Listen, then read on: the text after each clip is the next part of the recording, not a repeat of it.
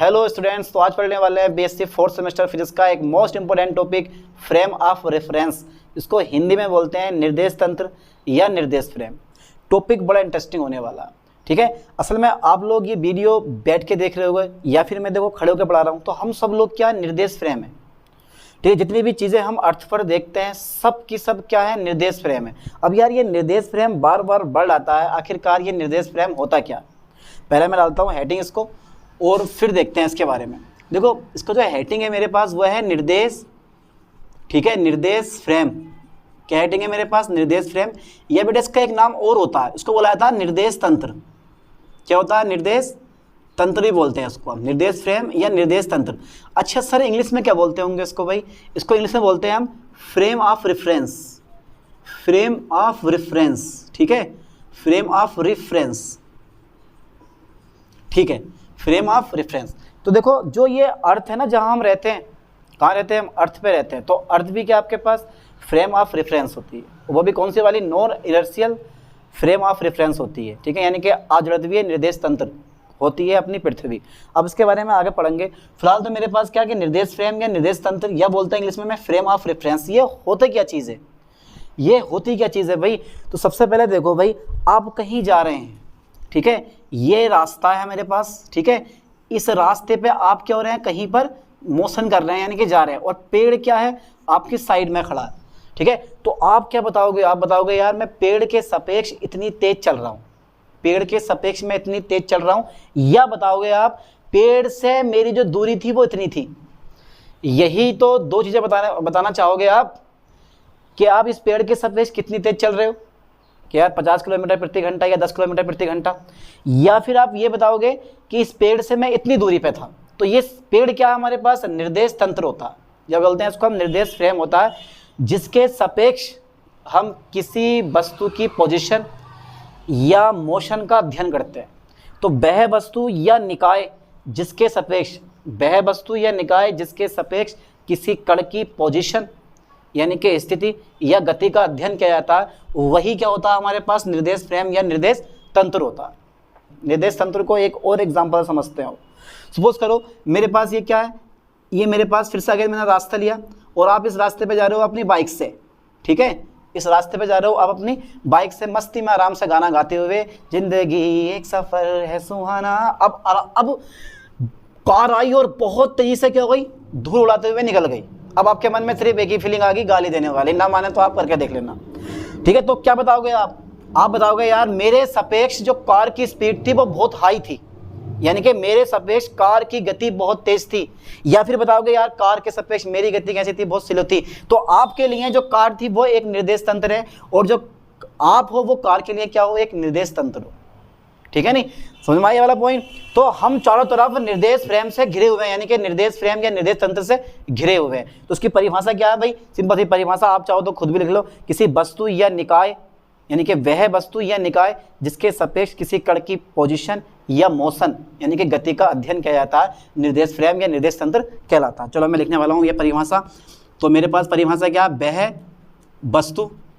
वस्तु या निकाय, वह वस्तु या निकाय, ठीक है सर, वह वस्तु या निकाय जिसके सापेक्ष आप क्या करने वाले हो भाई, जिसके सापेक्ष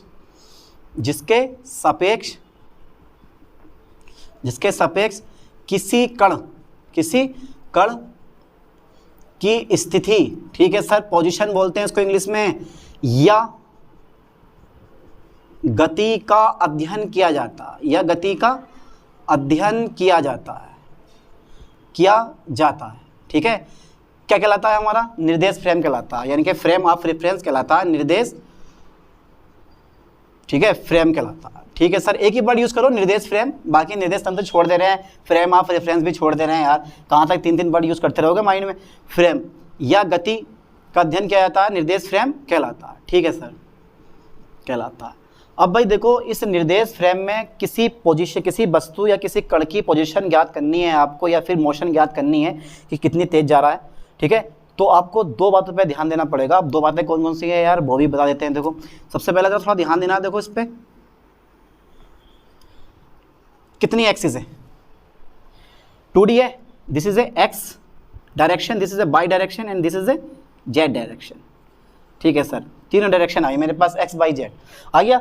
this point is reference point, इसको आप बोलते हो निर्देश बिंदु। क्या बोलते हो इसको आप? निर्देश बिंदु। ये क्या है मेरे पास? रेफरेंस पॉइंट बोला जाता है इसको, यानी कि पॉइंट का नाम दिया मैंने ओ, ठीक है। यानी कि किसी कण की स्थिति या गति का अध्ययन करने के लिए दो बातों का होना आवश्यक है, ठीक है। कितनी बातों का होना आवश्यक है? दो बातों का होना आवश्यक है। तो किसी, मैं दे रहा हूं देखो यहां पर, किसी कण की या किसी वस्तु बोल सकते हो की स्थिति या वेग, ठीक है, का अध्ययन करने के लिए, का अध्ययन करने के लिए दो बातों का होना आवश्यक है, ठीक है। दो बातों का होना आवश्यक है। अब भाई पेपर में लिखा होगे आप, दो बातों का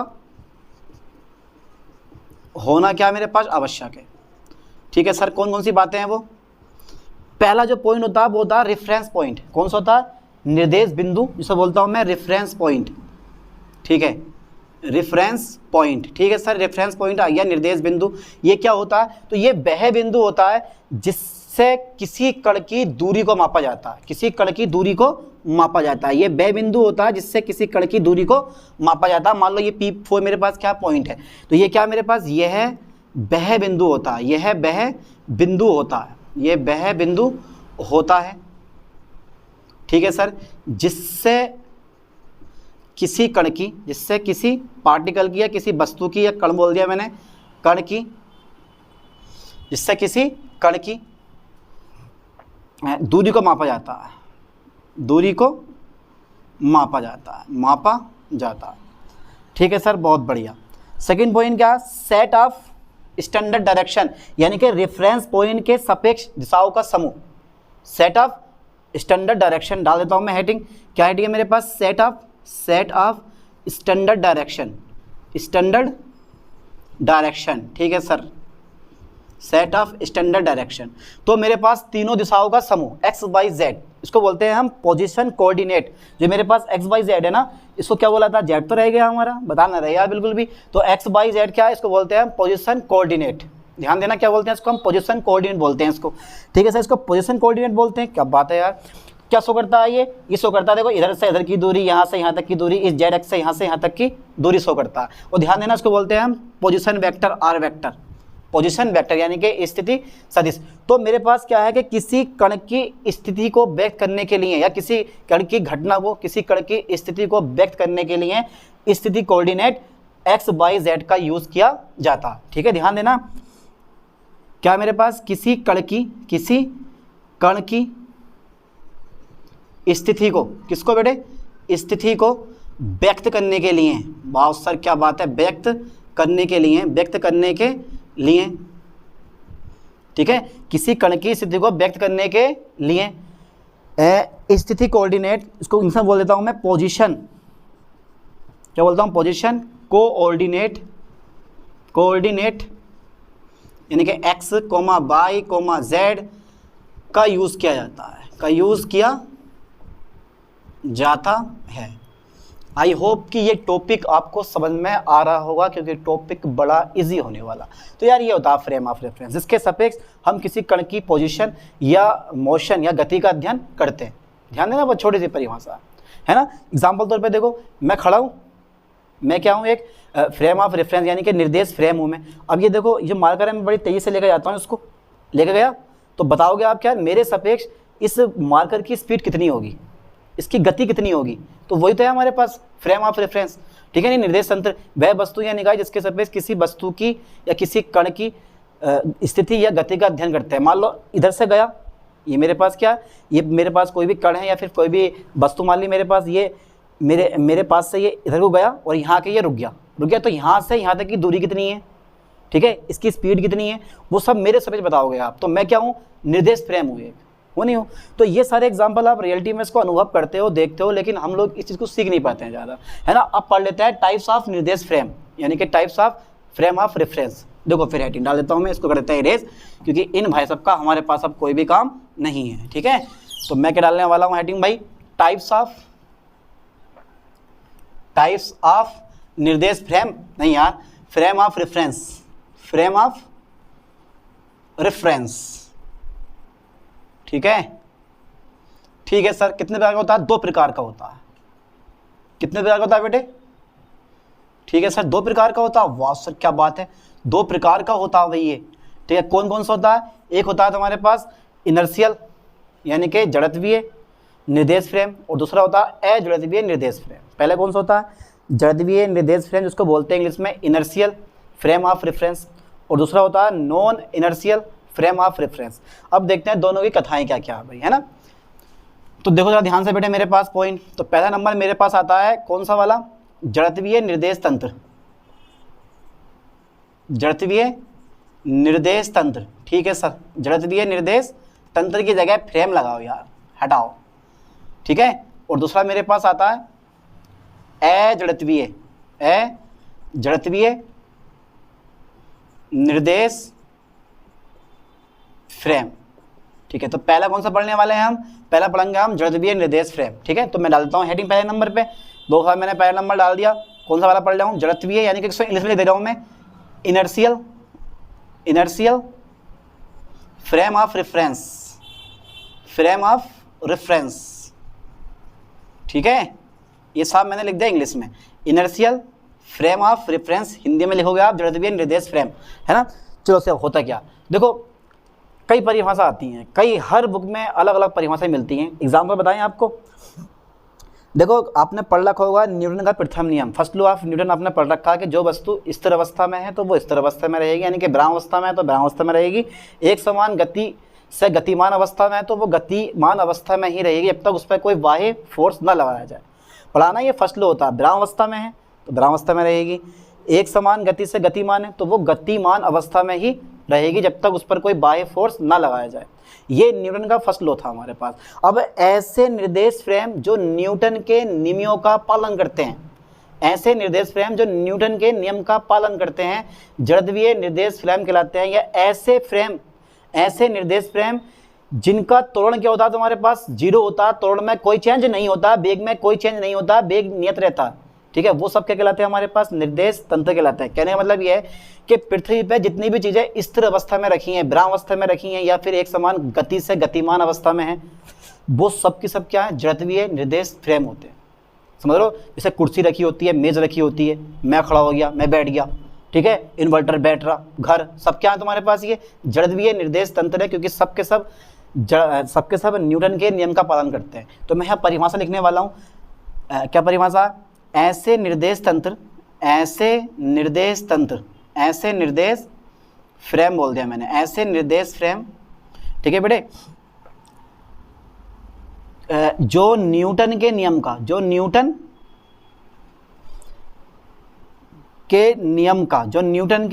क्या करते हैं? पालन करते हैं। जो न्यूटन के नियम का पालन करते हैं क्या कहलाते हैं? इनर्शियल फ्रेम ऑफ रेफरेंस कहलाते हैं, यानी कि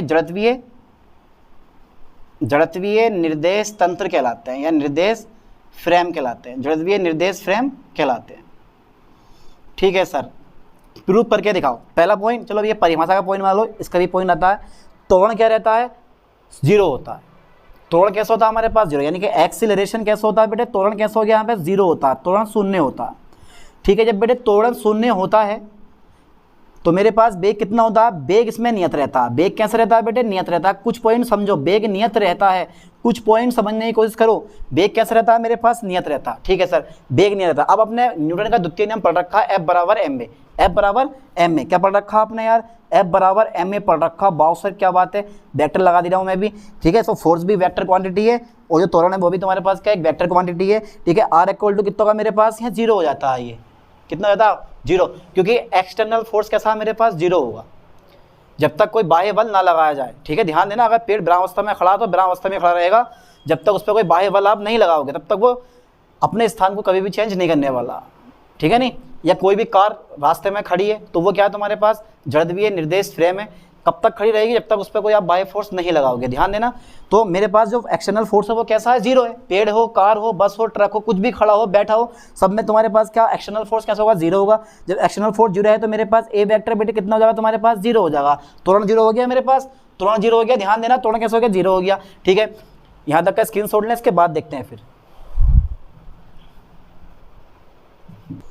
देखो फिर, तो मेरे पास बेग नियत रहता है, एफ इक्वल टू 0 आ गया, ए वेक्टर इक्वल टू 0 आ गया, यानी कि त्वरण मेरे पास कितना हो गया 0 हो गया। जब त्वरण मेरे पास 0 हो गया तो ध्यान देना है बेग कितना हो जाएगा मेरे पास, क्योंकि बेग परिवर्तन की दर को हम त्वरण कहते हैं। तो D B vector R equal to D B vector upon D T R equal to, ये भी क्या हो जाएगा 0 हो जाएगा, ठीक है। यानी कि भी वेक्टर आर इक्वल टू 0 हो गया, या मैं लिख दूंगा इसको भी वेक्टर आर इक्वल टू कैसे हो गया मेरे पास, नियत हो गया। कैसे हो गया मेरे पास, नियत हो गया। तो बेग नियत हो गया और तुम्हारे पास त्वरण कितना हो गया 0 हो गया। तो ध्यान देना इसकी एक परिभाषा और भी आती है कि ऐसे निर्देश फ्रेम जिनका त्वरण कैसा होता है 0 होता, या त्वरण में कोई परिवर्तन नहीं होता, या फिर बेग नियत रहता, वो सब क्या कहलाते हैं हमारे पास, जड़त्वीय निर्देश तंत्र कहलाते हैं। ठीक है सर, बहुत बढ़िया। अच्छा सर, इसका एग्जाम्पल क्या हो जाएगा, एग्जाम्पल ज़रा मुझे बताओ। पहला एग्जाम्पल इसका होता है, देखो स्थिर, ये फर्स्ट एग्जाम्पल है इसका, स्थिर निर्देश तंत्र, स्थिर निर्देश तंत्र, ये मैंने बोल दिया स्थिर निर्देश फ्रेम, ठीक है। दूसरा एग्जाम्पल अगर मैं लूँ इसका, तो अधिक दूरी पर स्थित तारे, अधिक दूरी पर तारे हो गए, अधिक दूरी पर तारे, अधिक दूरी पर तारे हो गए, ठीक है सर। 2 एग्जाम्पल हो गए, एक तीसरा एग्जाम्पल और दे दो। अब तीसरा एग्जाम्पल तुम्हें खुद बताना है अपने आप, कौन सा होगा, कोई भी एग्जाम्पल दे दो। चलो आप, चलो मैं एक नॉर्मल एग्जाम्पल दूंगा। देखो मैं रेलगाड़ी में सब बैठे होंगे, आप बैठे हैं, ठीक है। तो वो रेलगाड़ी जब चलती है तो वो एक कन्फर्म स्पीड रख देता है 60 किलोमीटर प्रति घंटा, या फिर 80 किलोमीटर प्रति घंटा, या फिर 100 किलोमीटर प्रति घंटा। तो वहाँ बेग क्या रहता है, नियत बेग रहता, बेग कैसे हो जाता है, नियत हो जाता है, और त्वरण में कोई चेंज नहीं होता। त्वरण का मतलब क्या होता है, बेग को चेंज करना होता है। जब बेग में कोई चेंज नहीं होगा तो बेग हमारे पास क्या हो गया, नियत हो गया। तो क्षैतिज पथ पर नियत बेग से गतिमान, क्षैतिज पथ पर नियत बेग से गतिमान रेलगाड़ी क्या तुम्हारे पास, जड़त्वीय निर्देश तंत्र है, ठीक है। यानी कि क्षैतिज पथ पर, ठीक है, नियत बेग से, नियत बेग में कोई चेंज नहीं होगा क्योंकि त्वरण 0 है मेरे पास, त्वरण में कोई परिवर्तन नहीं होने वाला है। क्षैतिज पथ पर नियत बेग से गतिमान ट्रेन यानी कि रेलगाड़ी, ठीक है, जड़त्वीय निर्देश तंत्र है, जड़त्वीय निर्देश फ्रेम है। एग्जाम्पल बहुत हो गए, ठीक है, 3 एग्जाम्पल, और भी बहुत सारे एग्जाम्पल लिख दो यार। सड़क के किनारे स्थित पेड़ हो गया आपके पास, या फिर आप मान सकते हो कि सड़क पर खड़ी कार मान लो, चलो कुछ भी, बहुत सारे एग्जाम्पल लिख देना, है ना। देखो फिर सेकंड नंबर मेरे पास आता है नॉन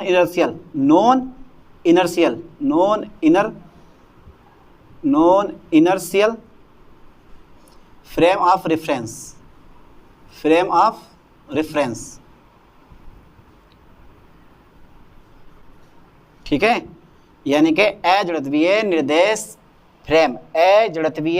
फ्रेम, तो सिंपल सी बात है, अपोजिट कर दो, बिल्कुल उल्टा कर दो। ऐसे निर्देश तंत्र या ऐसे निर्देश फ्रेम जो न्यूटन के नियम का पालन नहीं करते, इसमें त्वरण में परिवर्तन होता है, बेग भी नियत नहीं रहता है, सब ये अपोजिट लिख दो इसका, वो ही है। तो ऐसे निर्देश फ्रेम, ध्यान देना, ऐसे निर्देश फ्रेम, ठीक है, जो न्यूटन के, कितना इजी टॉपिक है यार, न्यूटन के गति के नियम का, न्यूटन के गति के नियमों का पालन नहीं करते, नियमों का पालन नहीं करते हैं, नियमों का पालन नहीं करते हैं, क्या कहलाते हैं भैया हमारे, अजड़त्वीय निर्देश फ्रेम कहलाते हैं, निर्देश फ्रेम कहलाते हैं, ठीक है सर, बहुत बढ़िया परिभाषा है। क्या त्वरण नियत रहता है, त्वरण में परिवर्तन होता है, त्वरण में क्या होता है बेटे, त्वरण में परिवर्तन होता है। दूसरा नंबर है इसका, बेग जो है वो नियत रहता है। बेग कैसे रहता है इसका, बेग नियत रहता है, यहाँ बेग नियत रहता है, लेकिन यहाँ पर बेग नियत नहीं रहता, बेग नियत नहीं रहता, ठीक है। यहाँ पर बेग क्या होता है, नियत नहीं रहता, इस पर ध्यान देना, बेग नियत नहीं रहता। तो यहाँ तक का स्क्रीनशॉट लेना, इसके बाद देखते हैं फिर। तब आपने कर लिया, तो बेग नियत नहीं रहता, इसका मतलब क्या है कि बेग में कुछ ना कुछ चेंज होता है। कहने मतलब यहाँ पर ये होता है, देखो कि जो ये मेरे पास ए वेक्टर होता है ना, वो 0 के कभी भी बराबर नहीं होगा। ध्यान देना, त्वरण कभी भी 0 नहीं होगा, त्वरण में कुछ ना कुछ चेंज होता रहेगा, ठीक है नहीं। तो सबसे पहला पॉइंट इसमें देखो, एग्जाम्पल अगर मैं बात करूँ, चलो मैं एक चीज़ और लिखता हूँ कि भाई क्या समझोगे इस चीज़ को। देखो समझने के लिए थोड़ा दिमाग लगाना जरा। सबसे पहले मेरे पास मैंने ये लिया, देखो ये मेरे पास है x, यह है मेरे पास y और यह है मेरे पास z। क्या हुआ, ये पोजीशन कोऑर्डिनेट हो गए। ठीक है सर, पोजीशन कोऑर्डिनेट हो गए। सेम टू सेम एक कहानी और ले लो, सेम टू सेम एक फ्रेम ऑफ रेफरेंस और लो। ठीक है, एक फ्रेम ऑफ रेफरेंस मैंने और लिया। देखो ये समझना बड़ा जरूरी है, लगेगा तो आपको हार्ड है, ये ऐसा लगेगा बड़ा हार्ड टाइप का, लेकिन ये हार्ड नहीं है, इजी होता है पॉइंट। ठीक है, पॉइंट मेरे पास पोजीशन ही है। देखो रेफरेंस फ्रेम मेरे पास ये जो है ना, ये वाला निर्देश तंत्र, ये माना मैंने जड़त्वीय। एन क्या है मेरे पास, जड़त्वीय निर्देश फ्रेम है जो कि स्थिर रहेगा। लेकिन मैंने जो यहाँ पे एन डैश मानूंगा, यहाँ मेरे पास क्या है, ये मेरे पास एन डैश है। ये कौन सा, ये है अजड़त्वीय निर्देश तंत्र जो कि गतिमान अवस्था में है। ये रुका हुआ, ये स्थिर अवस्था में है, लेकिन ये क्या, ये गतिमान अवस्था में। अब देखो मेरे पास एक पार्टिकल क्या है, ये आया मेरे पास, ये है पी, एक कण है मेरे पास। तो इस पॉइंट ओ के सापेक्ष, इसको मैंने मान लिया ओ डैश, तो यहाँ के सापेक्ष मेरे पास इसकी जो स्थिति सदिश होगी वो होगी मेरे पास आर वेक्टर। ठीक है, और इस पॉइंट के सापेक्ष जो स्थिति सदिश होगी इसकी, यानी कि स्थिति सदिश यानी कि वेक्टर, पोजीशन वेक्टर होगी मेरे पास, वो कितनी होगी तुम्हारे पास, आर वेक्टर डैश मान लिया मैंने। कितना मान लिया, आर वेक्टर डैश मान लिया, है ना। अब देखो मैं यहाँ पे लिखने वाला हूँ कि जो मेरे पास एन है वो है जड़त्वीय निर्देश फ्रेम। कौन सा है, जड़त्वीय निर्देश फ्रेम जो कि स्थिर अवस्था में है। और ये क्या, अजड़त्वीय निर्देश फ्रेम जो कि गतिमान अवस्था में है, जो कि एक वेक्टर त्वरण से क्या कर रहा, गति कर रहा। ठीक है, अब मेरे पास देखो क्या था, यहाँ पर मैं लिखने वाला हूँ, देखो माना एन क्या है मेरे पास, माना एन एक जड़त्वीय, माना एन क्या है, एक जड़त्वीय निर्देश तंत्र है, निर्देश फ्रेम है। तथा एन डैश क्या है, बताओ बेटा जरा, एन डैश क्या है, एन डैश एक अजड़त्वीय निर्देश फ्रेम है, निर्देश फ्रेम है। अब क्या है कि जो ये एन डैश होता है वो एन के सापेक्ष, एन के सापेक्ष, ध्यान देना, एन के सापेक्ष ए वेक्टर त्वरण से, ए वेक्टर त्वरण से क्या कर रहा है बेटे, चल रहा है। चल मतलब गति कर रहा है, चल रहा है। अतः ये क्या है, अतः यह अजड़त्वीय निर्देश तंत्र है, निर्देश तंत्र है या निर्देश फ्रेम है, अजड़त्वीय निर्देश फ्रेम। समझ में आया कुछ। ये वाला कौन सा है, जड़त्वीय है जो कि विरामावस्था में है। ये वाला कौन सा, जड़त्वीय है, ये कौन सा, अजड़त्वीय निर्देश फ्रेम है जो कि ए त्वरण से गति कर रहा है। तो उसका मतलब ये कौन सा हुआ तुम्हारे पास, ये हुआ तुम्हारे पास कौन सा सिस्टम हो गया मेरे पास, पूरे का पूरा, ये पूरे का पूरा सिस्टम हो गया मेरे पास अजड़त्वीय निर्देश फ्रेम हो गया। ठीक है, क्या हो गया तुम्हारे पास, अजड़त्वीय निर्देश फ्रेम। एग्जाम्पल अगर मैं लिखूं इसके, तो इसका एग्जाम्पल होगा, देखो जितने भी तुम्हारे पास आते हैं ना, जितने भी त्वरित और घूमने वाले निर्देश फ्रेम आते हैं, कौन से वाले, त्वरित तथा घूमने वाले निर्देश फ्रेम, घूमने वाले निर्देश फ्रेम। ठीक है, वो सब क्या होते हैं, कौन से, त्वरित तथा घूमने वाले निर्देश फ्रेम। सब के सब त्वरित तथा घूमने वाले निर्देश फ्रेम, सबके सब यार, सबके सब क्या होता है तुम्हारे पास, अजड़त्वीय,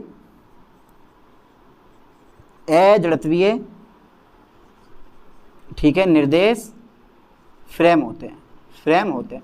एग्जाम्पल बताओ जरा कौन सा होगा। चलो मैं एग्जाम्पल देता हूँ सर इसका, बताओ जरा बेटा एग्जाम्पल कौन सा होगा। उसका पहला एग्जाम्पल है पृथ्वी, क्योंकि पृथ्वी क्या होती है, सूर्य के चारों तरफ घूमती है। सूर्य ब्रह्मांड का जो केंद्र होता है उसके चारों तरफ घूमता है, तो सूर्य, पृथ्वी, आकाश हो गया हमारा। घूर्णी निर्देश फ्रेम हो गया। तो ये सारे के सारे एग्जाम्पल किसके होते हैं तुम्हारे पास, अजड़त्वीय निर्देश फ्रेम के होते हैं। अब आप मुझे ये बताओ कि पृथ्वी कौन सा फ्रेम है। पृथ्वी जो है वो अजड़त्वीय निर्देश फ्रेम है। ध्यान देना, पृथ्वी क्या है, अजड़त्वीय निर्देश फ्रेम है। पेपर में पूछता है ये कि प्रूफ कीजिए कि पृथ्वी कौन सा फ्रेम है, अजड़त्वीय निर्देश फ्रेम है। ठीक है नहीं, तो एग्जाम्पल अगर लोगे आप, तो मेरे पास पहला आ जाएगा घूर्णी निर्देश फ्रेम। ठीक है, दूसरा नंबर पृथ्वी आ गई मेरे पास, सूर्य आ गया मेरे पास, आकाश आ गया। चलो आदि कर दे दिया मैं, बहुत सारे एग्जांपल होते हैं, आदि कर दिया। ठीक है, तो दोनों के दोनों हमारे पास क्या हो गए, तो पहला हमने क्या पढ़ा, पहला पढ़ा हमने जो दो टाइप के होते हैं। पहला कौन सा है, जड़त्वीय निर्देश फ्रेम। दूसरा कौन सा, अजड़त्वीय निर्देश फ्रेम। जड़त्वीय निर्देश फ्रेम में न्यूटन के गति के नियम का पालन होता है, अजड़त्वीय में न्यूटन के गति के नियमों का पालन नहीं होता। ठीक है नहीं, आई होप कि ये टॉपिक आपको समझ में आ गया होगा और मिलते हैं ऐसे नई टॉपिक के साथ नई वीडियो में। थैंक्स।